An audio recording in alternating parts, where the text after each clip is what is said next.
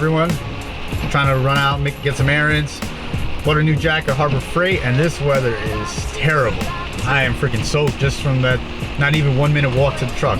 Let's get back home, open this jack up, and get to today's project. Get to today's project. You know what I mean.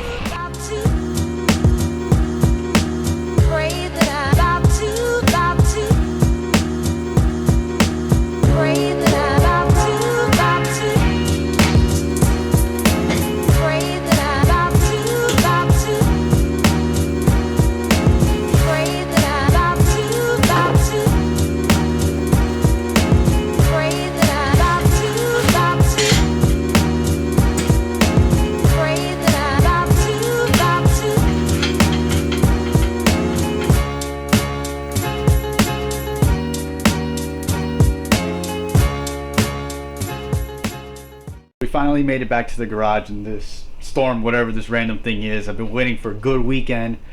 These brakes are killing me. I know they're killing me. You guys don't really like them, but it's the weather sucks here. So we're back. What we're finally going to do today, we're going to tackle the trans fluid. I'm going to drain it. I got my fluid that finally came in. And we're going to see if that really helps the trans. We're going to see if it just puts a band-aid on my trans. You know, more or less. We're just going to see what the fluid looks like. I'm going to show you guys how to change it, and I'm going to give you guys some options if you are looking to change a trans fluid and a K-Series trans. So personally, when people ask me what fluid they want to run in their K-Series trans, my personal preference and my personal opinion is always run, you know, your OEM, Honda, Acura, MTF, manual trans fluid. I've used that in this car multiple times. I've used regular Honda trans fluid on a Civic I had. Any trans I've had that was a Honda, I always use the OEM fluid. That's what it was designed for. I know Honda's very specific with their fluids, with their power steering fluids, their trans fluid.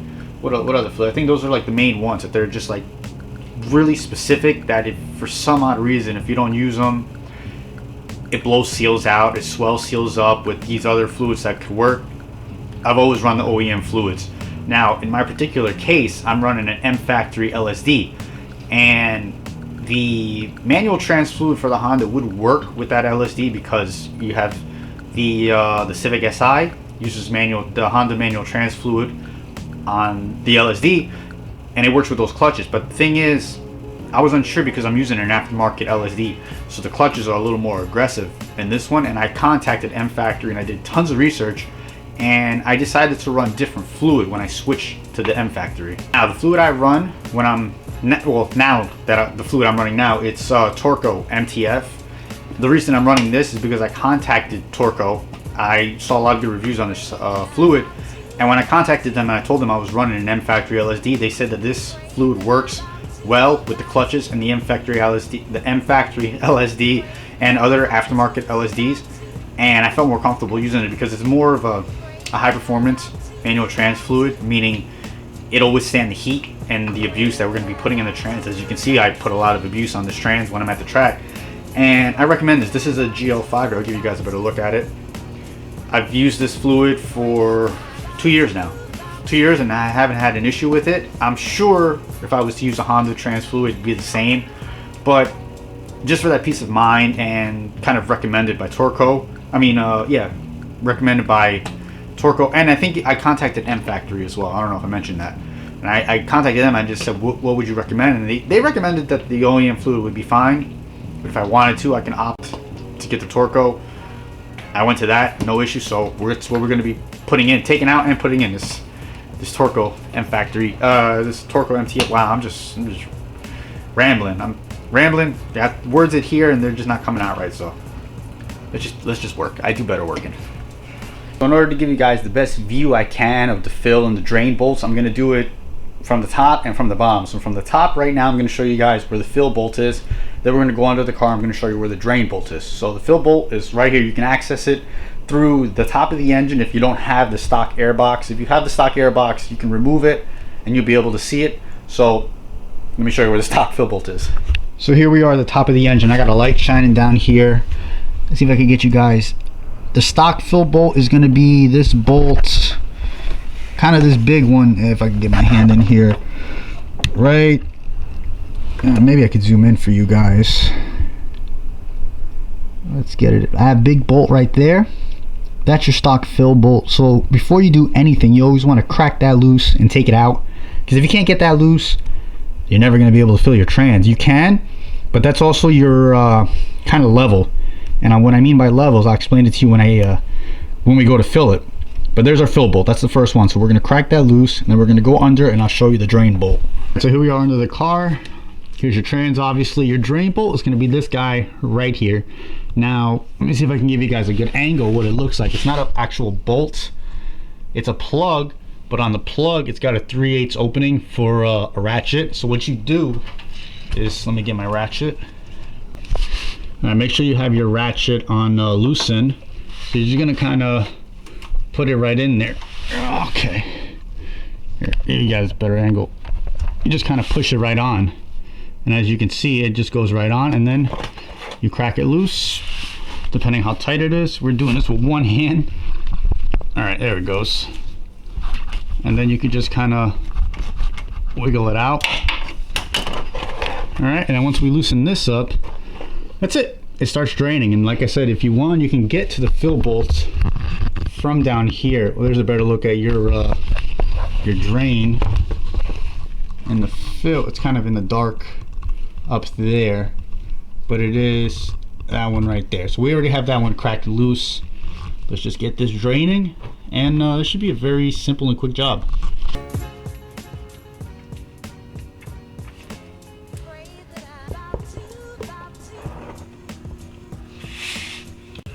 Oh man, that's not that dirty.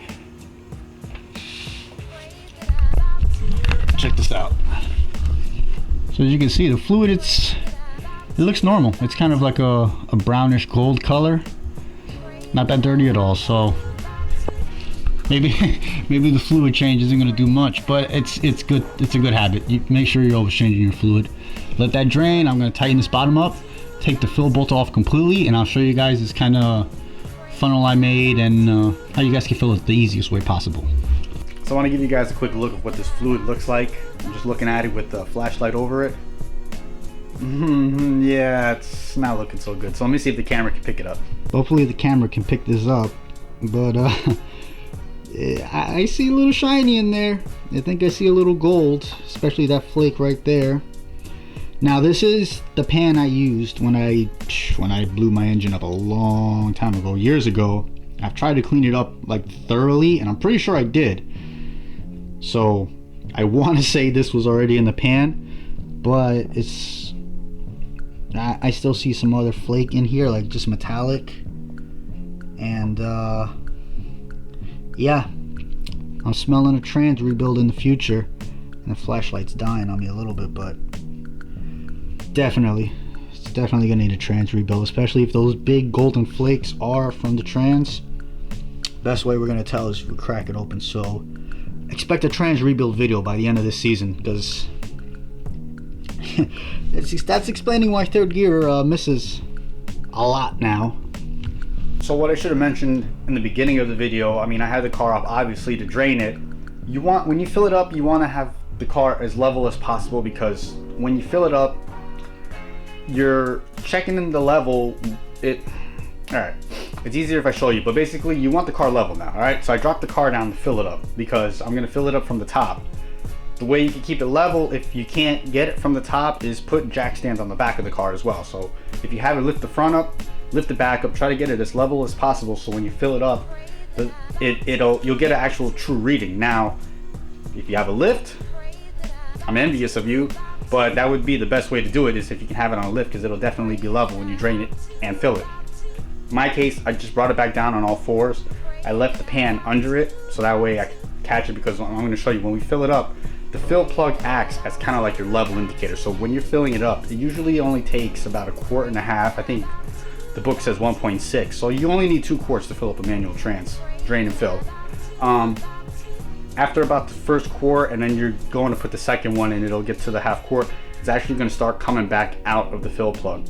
Now, when you start seeing that fluid start coming back out, pull your funnel out, and you're going to want it to if it's a full flow, just keep letting it come out until it's kind of like a nice steady stream, like a light stream. You're full right there. Then you can tighten it back up. The funnel I'm using, I found this at like Walmart. Let me show you.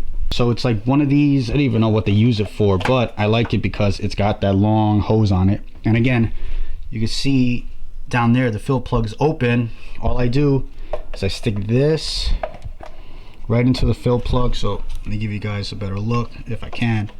Right in there, right? I'll hold this up with one hand. And once I start seeing fluid come out of that fill plug down there, I'll pull the funnel out. I'll let it keep going until it's a nice thin steady drip. Put the plug in, put the plug back in there, and you're done. That's all it takes.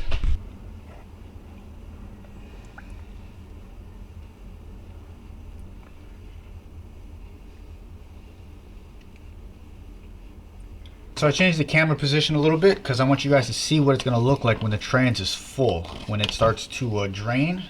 So here we go. Let me situate myself. We're just going to go nice and easy. Okay, I don't know if you guys can hear it.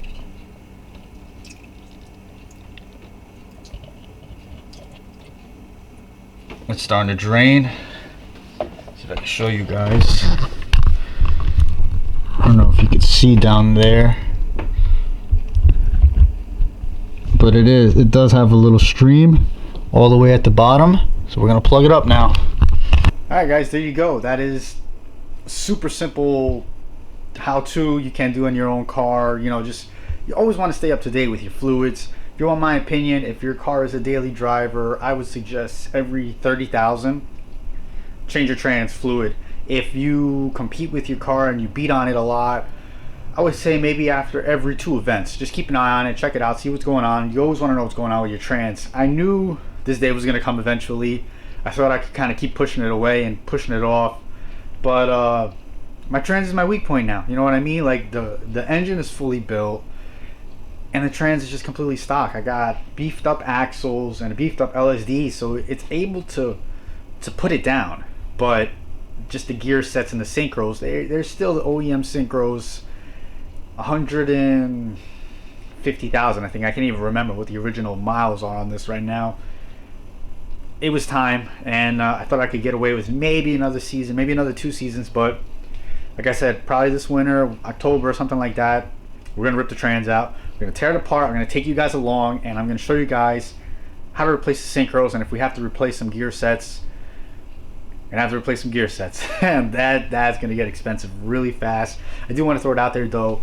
If anyone has any experience with Syncrotech, let me know, because Syncrotech is like the first thing you think of, or the first company you think of when you're thinking of replacing synchros. Now, I've heard mixed reviews about them. I've never dealt with them personally. When I got my M Factory LSD, I ordered it online.